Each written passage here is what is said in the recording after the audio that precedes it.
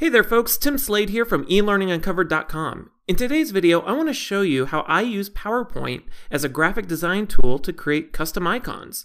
You know, in the last few years, icons have become a popular type of graphic asset to use in e-learning courses, presentations, and just about anything and everything beyond that. Now, the beauty of most icons is how simple they are. When you look at an icon and break down how it was created, you quickly discover that most icons are made up of a few simple shapes, and usually these are shapes that you can create in PowerPoint. So today, I want to create a simple checklist icon. Now, before I create the actual checklist part of my icon, I need to start by creating a foundation for the icon itself.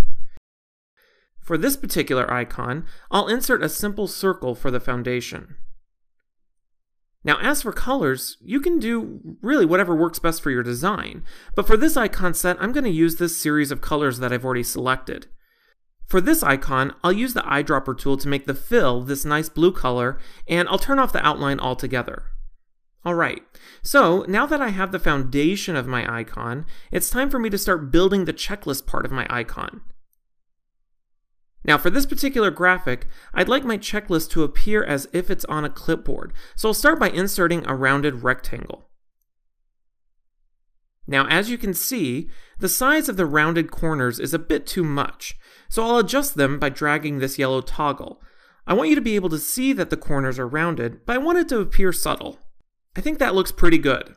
For the color of this shape, again, I'll use the eyedropper tool to make it this yellow color, and I'll turn off the outline altogether. Alright, next I need to add a shape to make it look like there's a piece of paper on this clipboard. I could simply add a rectangle shape here, but rather than that, I think I'll use the square shape with the folded corner here. Now, what I really like about this shape is, just like with the rounded rectangle, I can adjust the size of the folded corner by dragging this yellow toggle here. I think that looks pretty good. Now, as for the colors here, I'll just make the paper have a white fill and no outline. Just like that.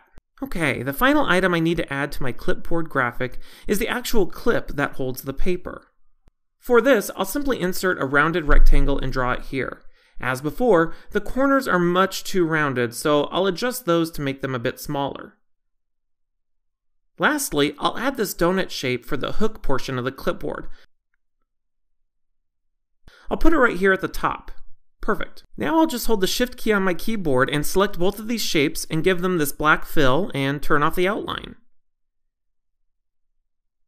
And just with those few simple shapes, I have a simple checklist icon. To finish this off, I'll select all of the clipboard shapes without selecting the round foundation shape and group these items together. By doing this, it makes it easy for me to use my alignment tools to center the clipboard graphic inside the round background shape. Now that it's perfectly centered, I'll go ahead and group the clipboard with the background. And that's how easy it is to create a custom icon using basic shapes in PowerPoint. And I don't necessarily have to stop here. I could continue adding simple shapes to give this icon even more detail.